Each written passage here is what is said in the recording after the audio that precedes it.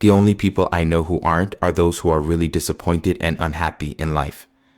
When he was at his best, Dan Blocker had everything that most actors strive for their entire lives: stability, respect, and a role that gave him a sense of permanence.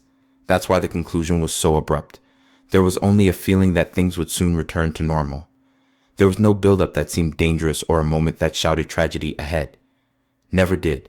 What came next was abrupt, catastrophic, and left behind an increasingly deafening silence. Dolphia Blocker might have emerged as the public face of bereavement. Rather, she opted for something much less common: disappearance. Their last chapter became one of Hollywood's most subdued tragedies because she refused to be involved in the story. A giant brought up in hardship.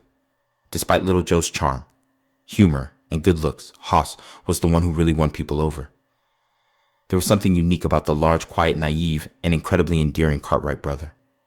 It was impossible not to fall in love with him because of his tenderness, innocence, and humility combined with that adorable puppy dog charm. And the man who portrayed him had that same spirit. Dan Blocker was already bigger than life when he came into the world. He was born in Dalb, Texas on December 10th, 1928, and weighed an astounding 14 pounds. He continues to be the largest baby ever born in Bowie County. His life began, in a sense, as a tale that people were compelled to share, and that theme persisted. His parents, Orishak Blocker and Mary Arizona Blocker, relocated the family to the small town of O'Donnell, approximately 40 miles south of Leach, when he was still a small child. After losing everything during the Great Depression, Shaq, a former farmer, managed to save up enough cash to start a grocery store. Dan helped out wherever he could, frequently carrying groceries to customers' cars, while the family lived in rooms behind the store. Because Dan was so big and kept breaking things in the store, Shaq used to joke with his friends that he should pay them to hire him. The fact that his size would eventually become his greatest advantage was not recognized at the time. With only 800 residents, O'Donnell was a small town encircled by expansive ranchland.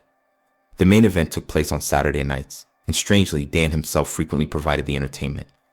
Word got out that Dan would be waiting for anyone who wanted to try their strength. He would challenge anyone who dared to step up after they roped off a section of Main Street. Blocker claims he never lost a battle. He weighed roughly 275 pounds, give or take, even as a teenager, and he was well aware of his own abilities. He once asserted that if he had a few months to train and shed some extra weight, he could defeat Floyd Patterson, the heavyweight champion, because he was so sure of his strength. That assurance wasn't merely rhetoric. He started playing linebacker for the football team at the Texas Military Institute when he was 13 years old. He was so talented that he was awarded a scholarship to Sul Ross State University, where he intended to continue playing football and study English. He weighed close to 300 pounds and stood 6'3" inches by the time he was 18. And as the years passed, he would get even larger. However, everything was altered by a turn of events. For an Arsenic and Old Lace production, the school's drama club needed someone who could lift heavy dummy props. Dan was a perfect fit for the position. Then someone proposed that he play Teddy Brewster, the eccentric nephew from the play Murderous Ants, in a small role. His life was altered by that one moment on stage. He was totally captivated by the energy, the audience's response, and the sense of being noticed. He never looked back after changing his major from English to theater. He declined offers to play professional football after graduating and moved to the East to pursue a dream he was unaware he had. Before landing a small part in King Lear on Broadway, he worked in summer stock, repertory theater, and music, gradually honing his craft. Though the journey would take a turn he never anticipated, it was the beginning of something greater. During the Korean War, Dan Blocker was drafted into the U.S. Army in late 1950. After completing basic training at Fort Polk, Louisiana, he trained for 9 months in Sapporo, Japan. He was then dispatched to Korea to serve with the 45th Infantry Division's Company Fen Battalion 179th Infantry Regiment. He was promoted to sergeant by the end of his service. His unit was based in what is now North Korea, close to the Jamestown line near Chwon. They were drawn into fierce combat at Outpost Erie in March. Then, on May 25th, their patrol entered a communist ambush that was located far behind enemy lines. The Americans decided to fight despite being outnumbered and pinned down. Blocker remained in position for over 4 hours, firing back at mortars, machine guns, and small arms, while one soldier was injured and trapped under intense fire. Even though the injured soldier did not survive, his actions kept the enemy at bay. There was more fighting to come. Before defending Hill 223, his unit fought at Erie, Old Baldy, and Porkchop Hill from the middle of June until the end of the month. The division was eventually withdrawn in July after 209 consecutive days on the front lines. Blocker, who had been serving as first sergeant, ended up in the hospital due to combat injuries. In August 1952, he was sent home after being credited with saving the lives of other members of his unit. Gordon Apts, One of the men who served under him subsequently spoke highly of Sergeant Blocker.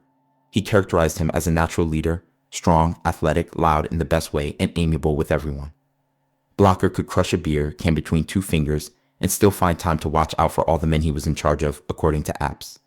Dan married Dolphia Parker in the same year. He went back to school and obtained a master's degree in dramatic arts after getting married and feeling more responsible. Soon after, he accepted a position as a high school English and drama teacher in Sonora, Texas, in order to support his expanding family, which included twin daughters Deborah Lee and Dana Lynn and sons David and Dirk. He later worked as a sixth-grade teacher in New Mexico. With each step gently guided him toward the life he was destined to lead, pushing him a little further west. Dan Blocker, the most misinterpreted celebrity in Hollywood, approached marriage with the same steadiness that he applied to everything else. He genuinely enjoyed sharing his love of acting and language with children, loved teaching, and loved being around children. It's conceivable that, without realizing it, he altered a few lives along the way. One thing seemed to unite everyone who knew him. Dan's heart was big. Although he was occasionally irritable, he was equally quick to offer an apology and acknowledge his mistakes. He didn't relocate his family to California in order to pursue fame or attract attention. The strategy was straightforward and realistic. Dan continued to teach while pursuing a PhD in dramatic arts at UCLA. He still loved acting, but it wasn't his life's purpose just yet. When he started trying out for television parts in the middle of the 1950s to supplement his income, that started to change. His size and presence made him a perfect fit for the westerns that were popular at the time. He gradually gained experience in front of the camera by landing small roles one after another. After Peter Sears withdrew from the role of Major T.J. King Kong at this time, Stanley Kubrick even attempted to cast him in Doctor Strangelove. However, Blocker's agent rejected the script, and Slim Pickens ultimately landed the part, one of those squandered opportunities that only make sense in retrospect. Blocker played the goon, credited as Don Blocker, in the 1957 Three Stooges short film Outer Space Jitters. He appeared in a Sheriff of Cookie's episode that same year as a bartender. Something made sense. Returning to the set, and assuming various roles made him realize how much he enjoyed performing. The work began to come in steadily after that. In well-known series like Gunsmoke, The Rifleman, Have Gun Will Travel, and Maverick, he was able to showcase his innate sense of humor. He landed a regular role on the short-lived series Simran City after appearing on Walt Disney's Zorro in 1958. The brief run of the show likely felt like yet another disappointment at the time. In actuality, though, it was the break he didn't realize he needed. He was able to assume the role that would define his life after it was canceled. Everything changed when he was cast as Hoss Cartwright on Bonanza by producer David Dort. Because the role required everything of him, Dan decided to put his doctoral studies on hold and pursue acting full-time. And it was worthwhile. Hoss was the show's beating heart, its emotional core, and the pillar of support that kept the Cartwright family together, if Little Joe was its heartthrob. It's surprising that Bonanza didn't become popular right away. Ratings were so poor when it debuted that NBC seriously considered canceling it after just one season. Its Saturday nighttime slot, when it had to compete with Perry Mason, was one of the issues. The show didn't even make it into the top 30 in its first year. However, the network had faith in it. Bonanza was rescheduled for Sunday evenings at 9:00 p.m. At that point, everything started to make sense. The show started a lengthy run that would ultimately last for 13 more seasons as the audience grew and the ratings skyrocketed. The addition of Chevrolet as a sponsor in Season 2 significantly increased the ratings. Nevertheless, due primarily to its high production costs, the show almost vanished before it ever had a chance to be successful. Later, NBC executive Thomas Sarnoff disclosed that the show had gone over budget and the New York network had intended to cancel it after the first 13 episodes. In that first year, it cost roughly $15,000 per episode to film Bonanza in color, which was a significant sum at the time. Sarnoff took over and made a commitment to keep the production within budget, which he fulfilled. Dan Blocker's Hoss was at the heart of Bonanza's survival and subsequent explosion, making it one of the most cherished television programs ever. Something clicked as soon as America met Hoss Cartwright on Bonanza. This 6'4" inches tall, over 300-pound man appeared to have stepped out of a legend. But rather than being a terrifying savage, Hoss was kind, awkward, humorous, and incredibly compassionate. His words stumbled him. He made a mistake. Viewers fell in love with him right away because he showed his heart. The moniker Hoss itself was a folk expression for big as a horse, a playful play on the word horse. It fit flawlessly. However, Dan Blocker's total immersion in the part was what really made the deal. Hoss Cartwright did not feel like a character to millions of fans. He had the feeling of being a real person. The great contradiction starts there. Because Dan Blocker was not the slow, unthinking ranch hand he played in real life. He had a master's degree in theater, demonstrating his high level of education. He had been a school teacher before his acting career took off. He was politically progressive, intelligent, well-read, and a devout Free Methodist. He backed Eugene McCarthy and other liberal causes. Behind the scenes was a shrewd, introspective, and intellectually curious man. However, there was one striking similarity between Blocker and Hoss in spite of their differences: a strong feeling of empathy. Blocker was a strong proponent of justice, kindness, and standing up for what was right. Everything he brought to Hoss was subtly influenced by that belief. Children picked it up right away. Parents also did. There was never a sense of manipulation or calculation in Ho's music. He had nothing to conceal. You got what you saw. In a complex world, a good man is doing his best. Blocker found it difficult to accept how much he was becoming engrossed in the role early in Bonanza's tenure. He later acknowledged that he frequently thought he and Hoss were the same person during the first few seasons. The lines started to blur because he spent so much time developing the character, researching him, and attempting to comprehend his thought process. Blocker didn't feel secure enough to distance himself from Hoss until the 5th season or so. He was able to take on the role of Hoss every morning and leave him on the soundstage every night after he had a complete understanding of who he was. Nevertheless, Hoss continued to reside inside of him. Blocker frequently recalled the saying by the Quaker missionary Stephen Greene from the 18th century: "We only pass this way once, so if there is any kindness to be shown or any good to be done, it should be done now." Hoss Cartwright's emotional core was derived from that philosophy. Every kind gesture, awkward apology, and act of devotion stemmed from that one simple thought. Off camera, Blocker's resilience showed in unexpected ways. He suffered a collarbone fracture after being violently thrown from a horse during a filming session. Rather than going to the hospital, he took an almost unbelievable action. The bone was set by him. After that, he got back on and completed the scene. He didn't take any time off to recuperate until later.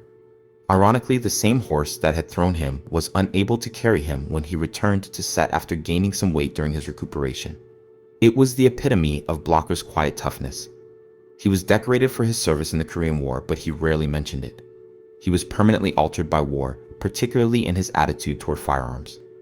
Despite the fact that Bonanza was based on shootouts, outlaws, and frontier justice, Blocker publicly stated that he hated guns and that even though he had to carry a gun on TV, he didn't want to interact with them in real life. Sitting on a mountain one dreadful night in Korea, he realized how helpless a person becomes when another person is in possession of a gun, which is how he came to despise firearms. Any sense of invincibility he had was shattered in that moment. He had liked hunting before the war. He had no guns at all after the war. Even going hunting was forbidden to his sons. Shooting animals for sport didn't make sense to her. He thought it was dishonest to refer to it as sport unless animals could be trained to shoot back. He took a firm, considerate, and intensely personal stance. This produced a fascinating contrast. Hoss occasionally reached for his holster on screen. The man portraying him off-screen denied that violence was the answer. Blocker discovered a true family on the Bonanza set, which is uncommon in Hollywood. He became particularly close to Michael Landon and Greene. During the early stages of the series, when I was actively searching for this character, Landon, who was still quite young, already had strong ideas about character direction, storytelling, and the direction the show should take. He might be obstinate. He could dispute with network executives and producers. He was challenging to some. Blocker, however, noticed something else: zeal.